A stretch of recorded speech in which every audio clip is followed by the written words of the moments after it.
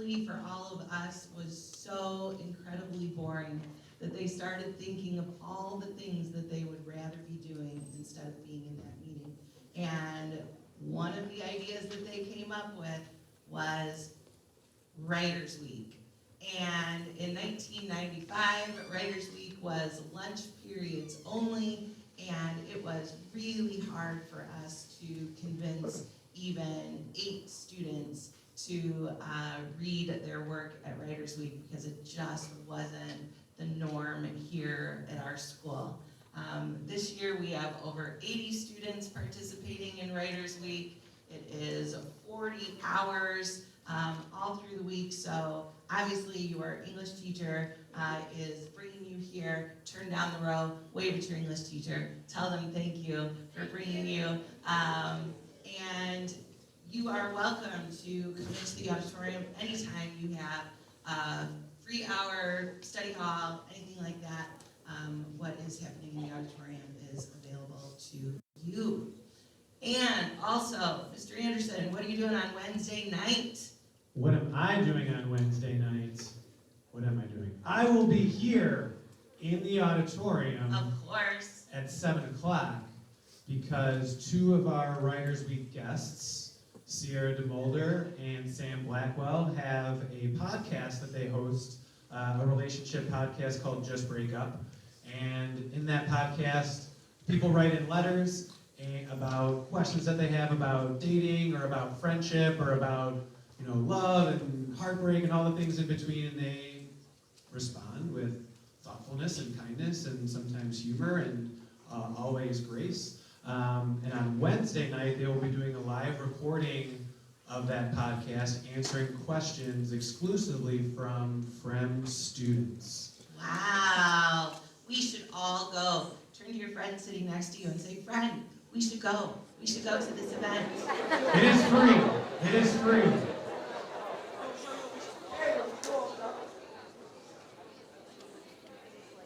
So yeah, we'll have some more information throughout the week. Sierra is, some of you know, a long-time guest at Writers Week, one of our favorites. And this period, we also have a long-running Writers Week guest, one of our absolute favorites. The very, very best. We decided to start with, usually they say best for last. We are starting with the best, only the best for you first hour. I was just talking with Mr. Radek earlier, and it's hard to explain to like a freshman who's only been a friend for 1 year what Mary Fonz means to us and the journey that we have been on together. I tell my students, you might not know Mary, but I promise you that she loves you, like no other guest will. Yes, and sometimes I say, I've never seen anyone more at home on the Writers Week stage than Mary is. This is a little home for her, and so for this hour, we are all family with all of the complications and mess that come with that, but also all of the fun and all of the comfort. So we know that you are going to have an amazing time first hour. So let's put your hands together for Mary Fonz.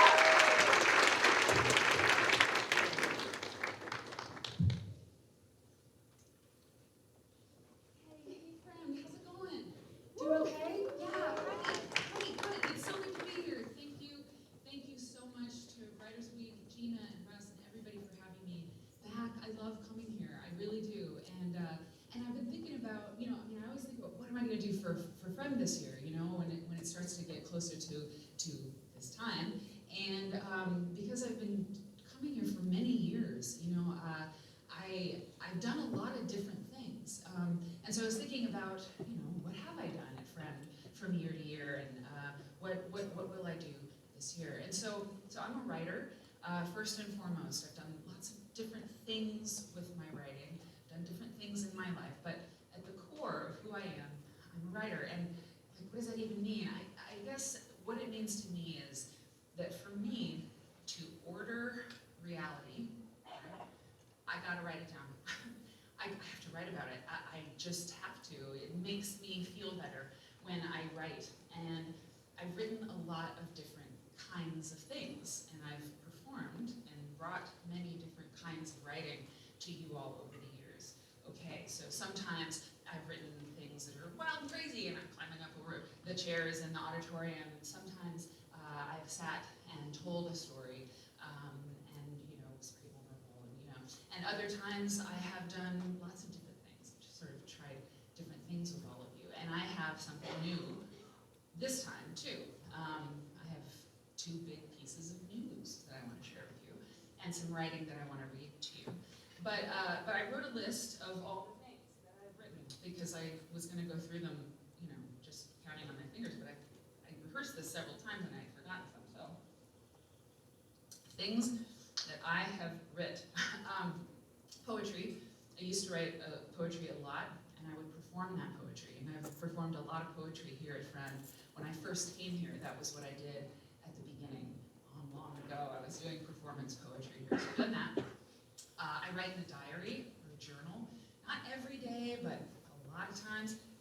And one year, it's been a few years now. I almost brought them this time. But maybe another time I'll do what I did one year, which was bring a huge duffel bag of all my journals.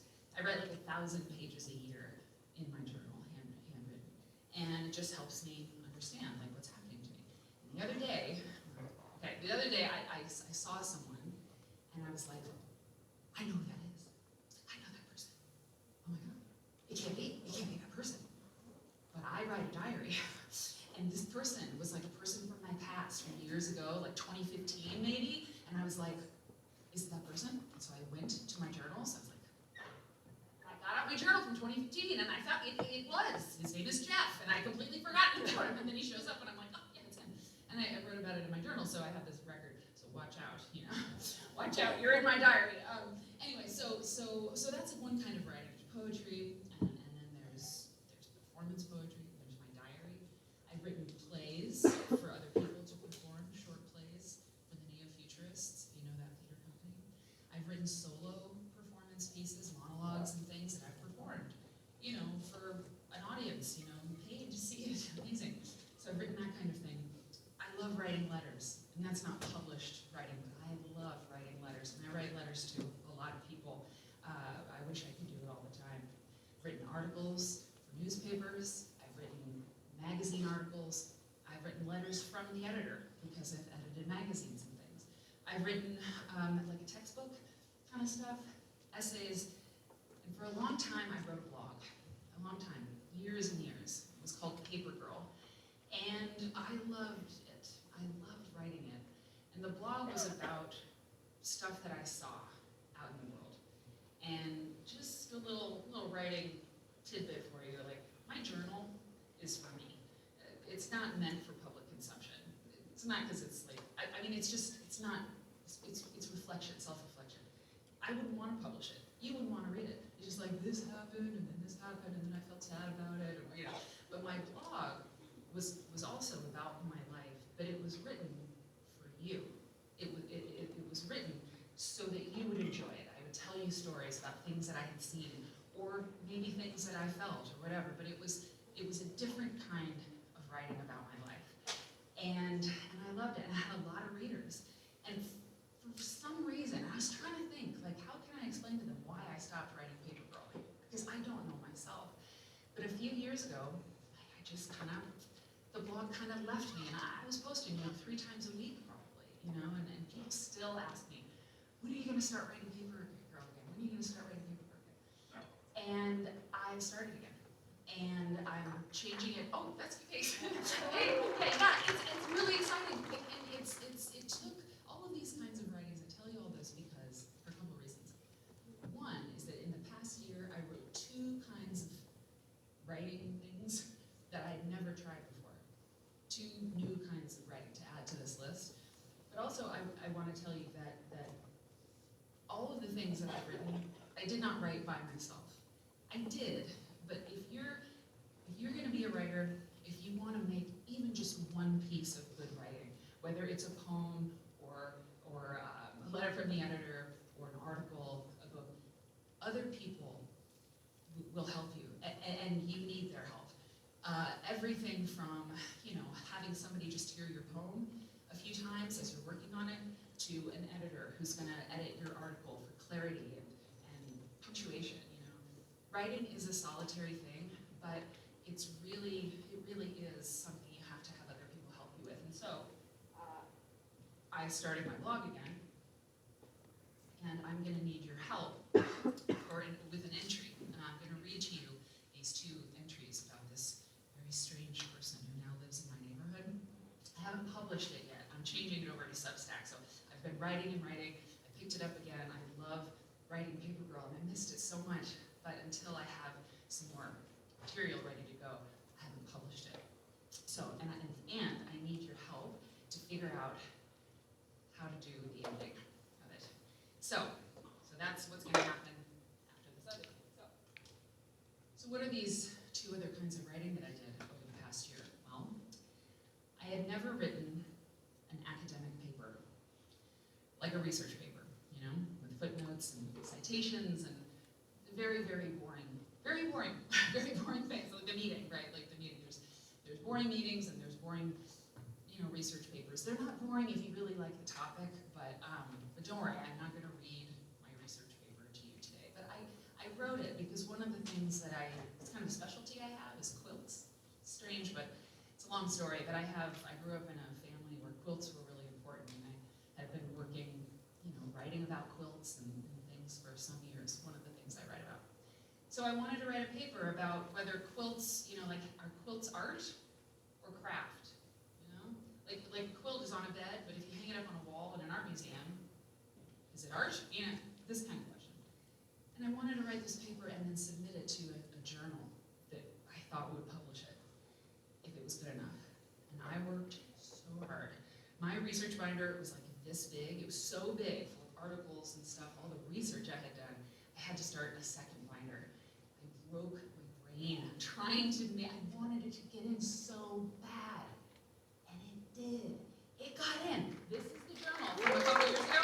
Hey, yeah, it's going to be published this year in this journal, which is the Research Uncovering, the research papers of the American Quilt Study Group.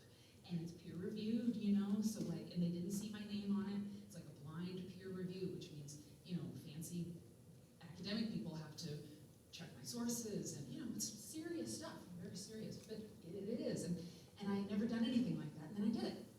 And I could not have done it unless I had people that I trusted read it, help me understand, you know, what was missing. I read it out loud, you know, so I just wanted to say that because I'm talking a lot about like, oh, I did these different kinds of writing, but, you know, the lesson here is like, there are lots of different kinds of writing to do, but also I had help every step of the way with all of these things, and that's important. And any writer who thinks whatever they write is just good, you know, just off top, you know, like, oh, it's perfect, you know, it needs no work.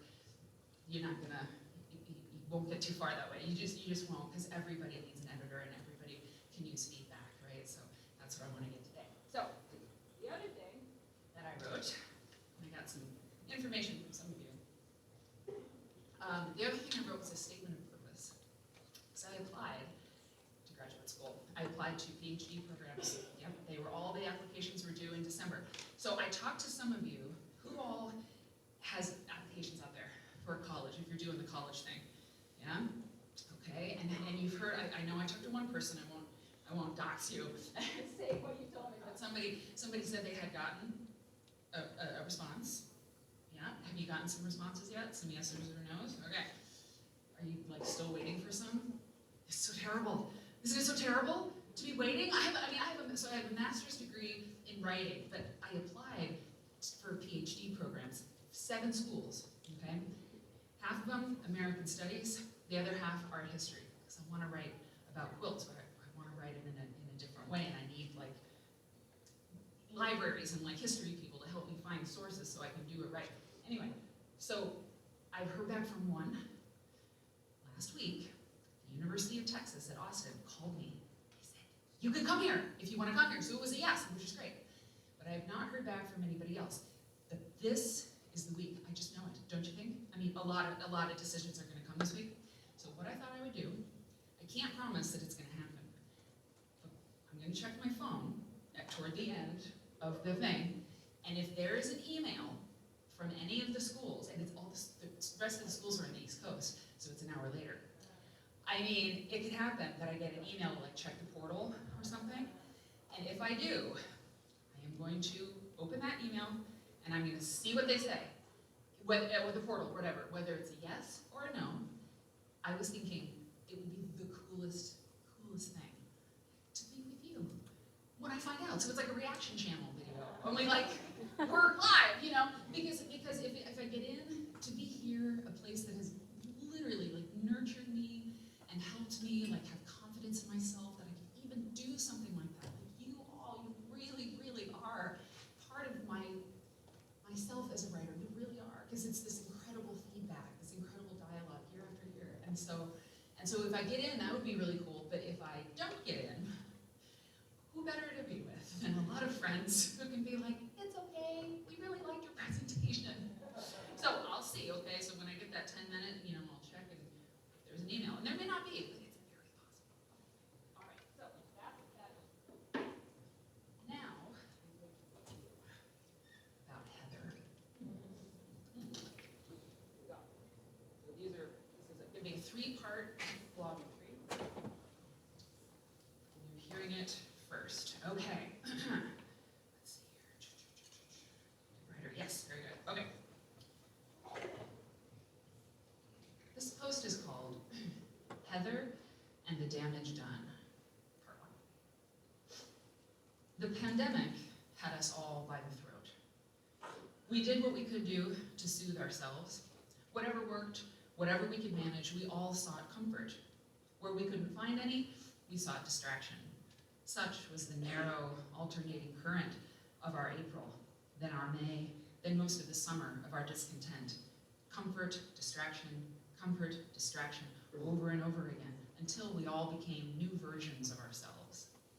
I was sitting on the couch with Eric, making my way through a bowl of popcorn, while Eric messaged back and forth with Travis, a friend and coworker. Their conversation turned to television. Travis: Tiger King was insane, lol. We're bummed it's over. Now what? Joy emoji. Eric: Mary's never seen any of the Marvel movies, so I really haven't, not even one. Okay, so Mary's never seen any of the Marvel movies, so we're doing the entire MCU start to finish, probably like halfway through at this point. Travis: Nice. Chronological or by release date? Eric: Chronological. Travis: Nice. Eric: What about you guys? What are you watching? Travis: We're all about Love After Lockup right now. Eric: Haha, what? Travis: It's unscripted TV at its finest, Eric, seriously. Stacy and I are obsessed. You have to watch it immediately. And so it was that my husband and I became fans, I guess, of Love After Lockup, a reality TV show about prison inmates and the people who date them. Have you seen the show? Do you know what I'm talking about? Love After Lockup? Oh, okay, that's great. Okay, that's very good. Okay, we had no idea at the time that a Love After Lockup cast member would come to take on a supporting, however parasocial, role in our actual lives about a year later. If I have any hope of explaining who Heather is, it's not going to be easy. I first have to tell you about this show. Love After Lockup first aired in 2018 on reality and entertainment television network WeTV. The show is popular as reality TV shows go. The 5th season of Love After Lockup just came out. The series treats viewers to the mostly dysfunctional, unfolding storylines of about 6 couples as they suffer the slings and arrows of romantic attachment if one of the lovebirds should be, wait for it, locked up. Do you know the show 90 Day Fiancé?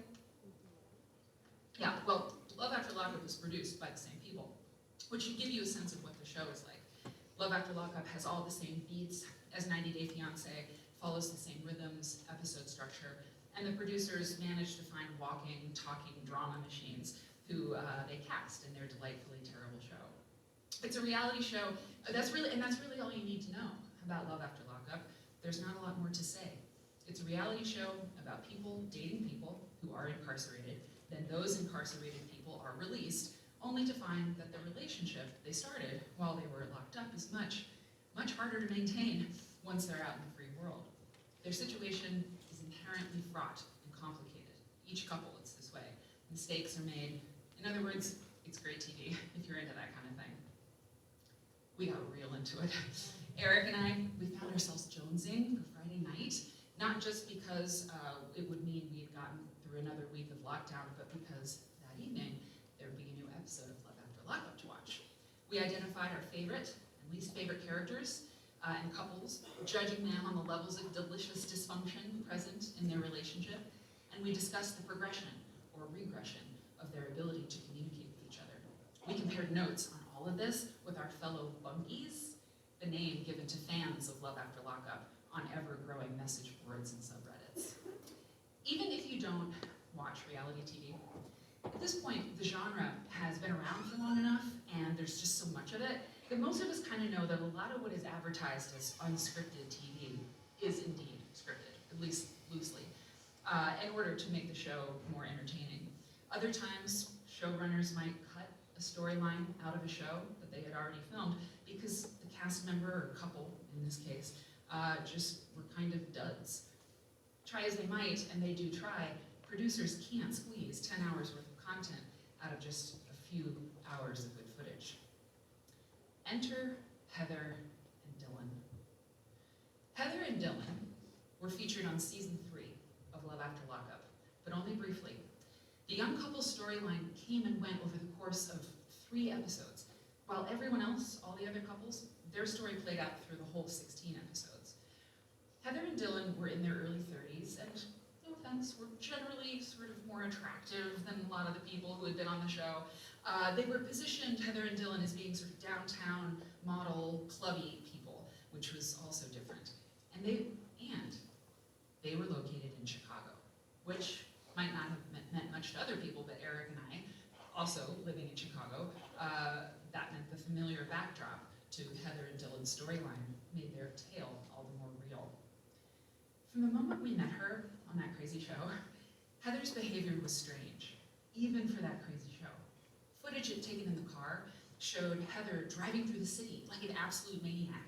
When a full-grown ex-convict looks scared, something is very wrong. Something dangerous is happening. And Dylan was in the passenger seat looking terrified as Heather flew the wrong way down a one-way street, past vehicles on the right, and screamed at Dylan and everyone else in her path. The destination, if the couple could survive the trip, was Heather's aunt's house, where Dylan was mandated to stay for a certain number of days per his parole officer. No one mentioned why Dylan should be staying at Heather's aunt's house instead of, say, at Heather's apartment. And no one could explain why Heather flipped out over and over when they got to her aunt's house, but she did, and right away. Her motivations were impossible to discern. She was upset all the time at someone about everything, and the scene ended with Heather shouting expletives as she stormed out of the house, a bewildered Dylan running after her, trying, like the rest of us, to make sense of what had just happened. Heather threw open the door to her Cadillac CTS, jammed herself into the seat, and peeled out of the driveway to go somewhere. No one but Heather knows where she went, because that's pretty much all we saw of her. Well, it was all we saw of her on that show anyway. The pandemic dragged on. Season 3 concluded, and we were forced to find something else to watch. One day, Eric told me that to get his Love After Lockup fix until season 4 came on, he had started following a few of the Love After Lockup cast members on Instagram, Heather included. Honey, he said, coming into the kitchen with his phone, there was something very wrong with this person. I watched the video that she had posted. Then Eric and I watched another one, and another one. And so it was, that day. That was the day that the tragic tale of Heather Gillespie came to have a near daily presence in our lives. That day, we started following a storyline that doesn't air on any network, but across multiple social media platforms through posts, feeds, reels, live streams, and recorded video content. A storyline that you will see gets darker and more desperate by the day. And because we were so familiar with Heather's face and situation remotely through screens large and small, it made it all the more spooky when she began appearing in our neighborhood, sometimes even meeting our eye. Dun, dun, dun. Okay, that's part 1. Okay. That's part 1. Yeah, okay, we got it. Okay, guys.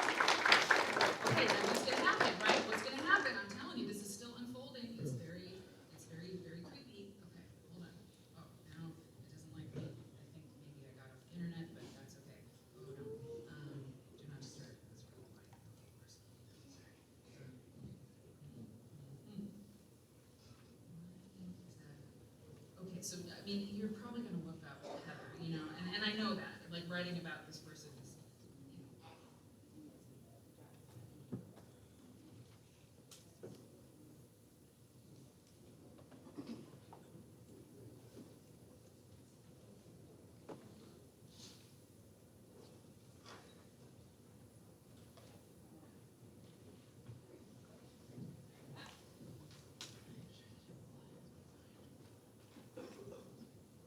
Being so nice, waiting. All right, here we go.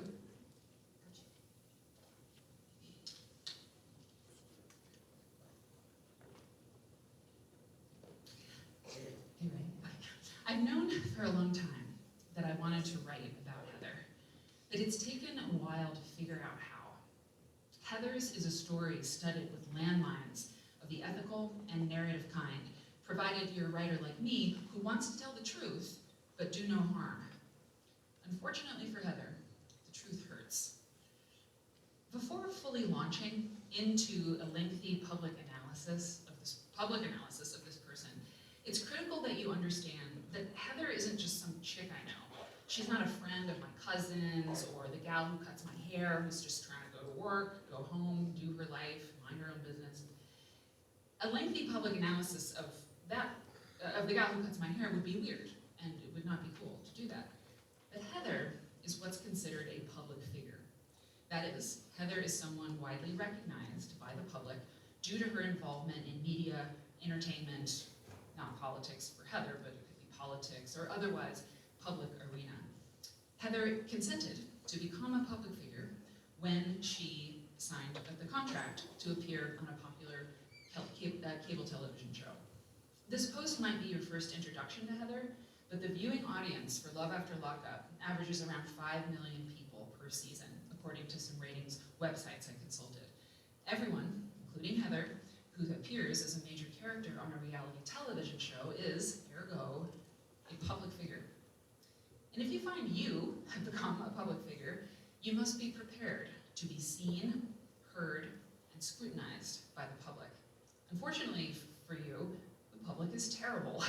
It has its moments, okay, sure, but in general, the public is kind of a disaster on its being made up of lots and lots of individuals, each one possessing his or her own opinions, gripes, preferences, opinions, motivations, needs, opinions, so on and so forth.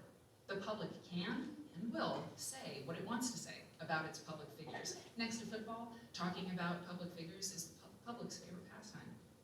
And also remember that most, though certainly not all, most public figures volunteered for the circus. They spent years dreaming of the circus, pounded at the gates to be let into the big tent. Most of the public figures who succeed at getting in work very hard to stay right where they are for as long as possible because, brutal as the show may be, there are perks to being a public figure. Lots of pictures of your head, dinner reservations, free stuff. All of this is to say that by writing and posting this long read on Heather, I'm exercising my rights as a member of the terrible public to parse and sort how I feel about what this public person says and does. A person who you are about to see compulsively shares across the internet the most minute details of her life, nearly every day, multiple times a day, across a bunch of different Instagram accounts, on Facebook, on TikTok, and occasionally on Twitter, X, whatever. She uploads video content on her YouTube channel, and occasionally live streams from that platform too. The information I'm sharing about Heather is all information she herself has shared already. This is not an expose, it's an analysis. You might find a deep dive on this person distasteful, perhaps even cruel. Fortunately for you, you are also a member of the public. Comment away. Okay, so let's fix our eye on this woman who has brought us all here today. Who is Heather Gillespie? Where did she come from? And what has she done with her life, other than appear briefly on a reality television show called Love After Lockup? What are Heather's hopes and dreams for her future? What fears wake her in the dead of night? Who loves her, and whom does she love? Here are the basics. Heather was born in Illinois about 37 years ago. She's white. English is her first and, I believe, only language. I don't know if her parents are still married, but they are still living. When she brings them up in live streams or posts or whatever, she talks about them in the present tense. Heather doesn't talk a lot about her experience growing up as a kid in suburban Chicago, but there is one thing she shared many times, which is that when she was 14, she was sent away for having, as she put it, an attitude.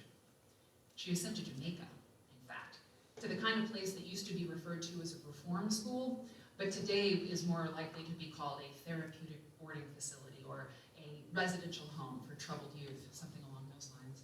Heather was there a full year before being allowed to come back, and when she did, it apparently didn't go very well because she started running away a lot and wound up being placed in a juvenile detention center. After that, she was sent to a group home, and another, and so on until she aged out of the system. There will come a point in this treatise where I detail all of the ways Heather is a profoundly frustrating person, and I will struggle with the compassion piece for her. But this part of her story, being sent away to Jamaica and group homes and stuff, this piece has always made me sad because that is sad. And I'm sorry, Heather, that sucks. She had multiple run-ins with the police and the law, both as a minor and as an adult.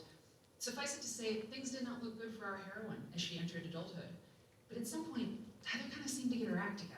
She's posted pictures from her past that show she had friends, she had people, she held various jobs at various places, including working at a desk at a hospital in the city. The details of any higher education she might have had are murky, though. Heather swears up and down that she has a bachelor's degree in medical law and ethics, but at other times she says she has the equivalent of a bachelor's. She's also said she's a trained phlebotomist, which could be true, but she's also said she's worked as a professional landscaper and a licensed nutritionist. And as you see, it's in looking at this area of Heather's life, the professional experience, education stuff, that she really starts to come into view as a character. There are certain laws of the universe, and one of them is that Heather lies. I could say she mixes up her stories. I could call her an unreliable narrator, and both of those things would be true. But it is more true that Heather tells lies. Maybe not 100% of the time. Maybe in every lie she tells there's a kernel of truth. But the fact remains that after watching her for years at this point, I could produce mountains of receipts that would show that a good deal of what she shares didn't happen. With the confidence of an Olympic gold medalist, Heather will claim she's worked as a professional web developer, photo stylist, copywriter, social media and marketing expert, high fashion model, on and on. It's not certain she has experience doing any of those things. But Heather's greatest wish, her ultimate dream, is to become a wildly successful social media influencer. 20 years ago, she might have longed to be a famous actress, but Heather is in her 30s, in the second decade of the 21st century. She wants social media fame. To become a wildly successful social media influencer is Heather's brass ring, her golden fleece. She wants it more than anything, more even than life's most basic necessities. Rather than face her checkered past, rather than address some really bad choices she's made recently, and rather than deal with reality and her increasingly unstable situation, Heather chooses, day after day, to turn her face over and over toward the dream of becoming a powerful, beautiful, break the internet level influencer, swimming in sponsorship deals, jet-setting around the world to do photo shoots in her underwear while riding a Bengal tiger or hanging out with a rapper or something. Hear me when I say that after following her for so long, I can tell you, Heather is not driven to become a popular social media influencer. She does not have ambitions to be that thing. Heather is obsessed with that vision of herself. She thinks about it ceaselessly. She talks about it constantly. And you shall know her by her hashtags. Hashtag influencing, hashtag marketing, hashtag fashion, hashtag fitness, hashtag moms of Insta. Against the starkest evidence to the contrary, that she's not a social media influencer of any kind, Heather pretends. Heather lies, remember? And to pretend is to lie to yourself. So, I'm gonna let, okay, thank you.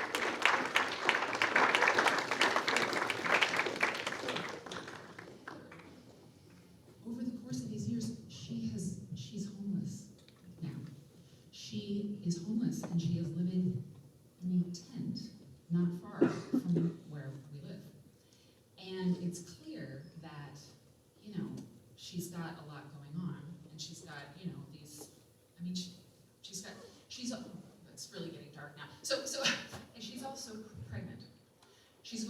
birth any day. She's pregnant and she lives in a tent. Now, we have called 311 several times for her. A lot of people have actually tried to get her help, and she won't take it. She won't take it. She insists that she is owed money from the state. She has a lot of things going on, and there's surely some mental illness going on here, right? She's with this guy, and she's really difficult. And what I have to try to do in the third post is bring her story together and talk about our relationship with her in our neighborhood. And I guess my question is, like, how do you talk about somebody who's in a really hard situation when they're also really terrible? Like I don't know. She's so mean, and she tells these falsehoods, and she's very difficult, and it's just very difficult to get along with. And I don't know. I mean, advice? Like, do I just not tell the rest that she's, like, she's on the street, And like now I'm reading it to you, and it's like, I don't know. Should I even keep going? Like, what's the ending? Anyone? Yeah. Maybe she'll have a baby, and that'll be a happy ending. I'm not sure. I don't know. But I think one of the things I've learned about, reading things with people and being in the middle of the process is that it really sheds light on what work you still have to do. So anyway, let's check and see if I got an email.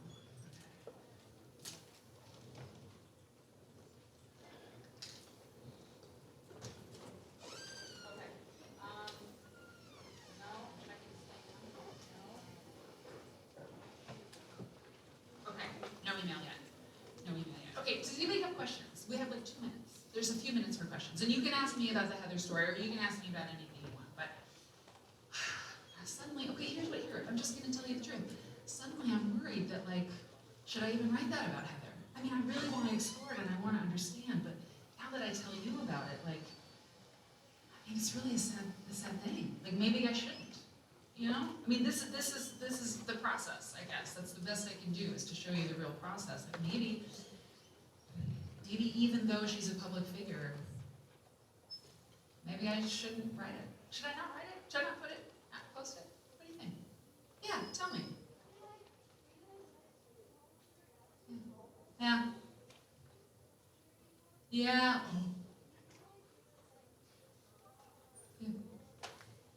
Yeah.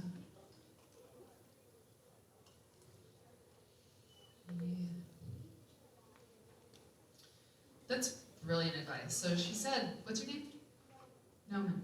So you just said that something really good, which is that she is a public figure.